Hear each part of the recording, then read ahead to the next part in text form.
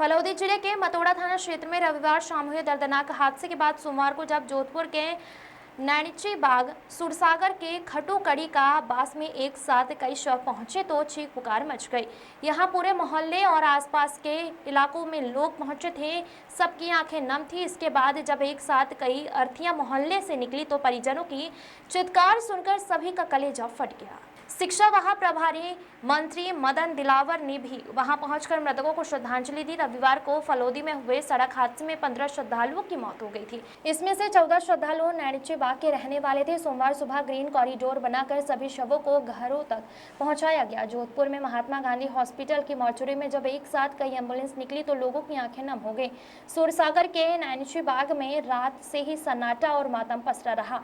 आज जब घरों में शवों के पहुंचने का सिलसिला शुरू हुआ तो चीख पुकार मच गई, रोना और कंदन सुनाई दी और पूरे इलाके में कंदन सुनाई दिए।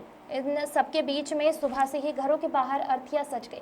शवों के आने के साथ ही अर्थियों को अंतिम संस्कार के लिए रवाना किया गया। सुहागिन महिलाओं की अर्थियों को सुहाग सजे में रवाना किया गया और हादसे के शिकार परिवार पर पहाड़ टूटने और घर में रोने की स्थिति में कईयों की तबीयत न बिगड़ पाए, इसके लिए प्रशासन की तरफ से एम्बुलेंस और डॉक्टर को भी लगाया गया ताकि तबीयत बिगड़ने पर तत्काल ट्रीटमेंट शुरू किया जा सके।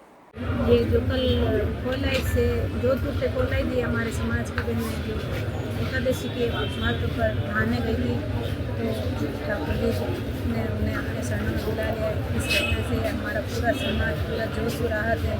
हम दुआ करते हैं कि भगवान ऐसा हादसा किसी घर में ना हो, किसी समाज में ना हो, किसी जगह ना हो। ये हमारी बहनें सभी एक परिवार की, एक मोहल्ले की 20 बहनें कोलाई दी गई थी और वापस आते समय भारतमाला रोड पे उनका एक्सीडेंट हो गया तो ऑन स्पॉट 18 बहनें एक्सपायर हो गई और 2 बहनें अभी गंभीर हालत में हैं।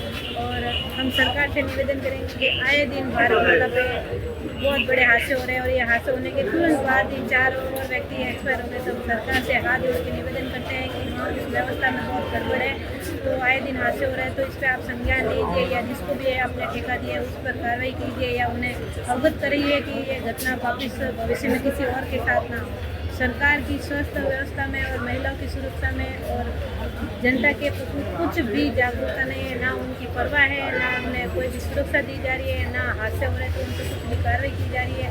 और एक हादसा होने के बाद अगर उनको अवगत कराया जा रहा है तो वो संज्ञान क्यों नहीं ले रहे हैं। और एक हादसा होने के बाद तुरंत आधे घंटे में और हादसा वहीं जगह पे हो रहा है। तो सरकार ये पर्ची की सरकार खाली पर्ची पढ़ रही है या कुछ करे भी की धरातल पर। पूरी जब से 2-2.5 साल हो गए सरकार आई है तब से पूरा राजस्थान बेहाल है और आए दिन कोई घटना, कभी रेप, कभी एक्सीडेंट, कभी जलना, कभी कुछ हो रहा है। तो ना तो कुछ कार्रवाई हो रही है, ना मुआवजा मिल रहा है।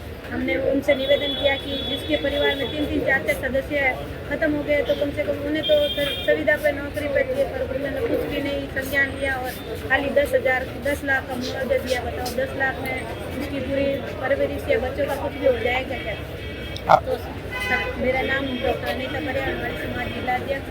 सरकार से हाथ जोड़ के निवेदन करेंगे कि आप राजस्थान में कोई भी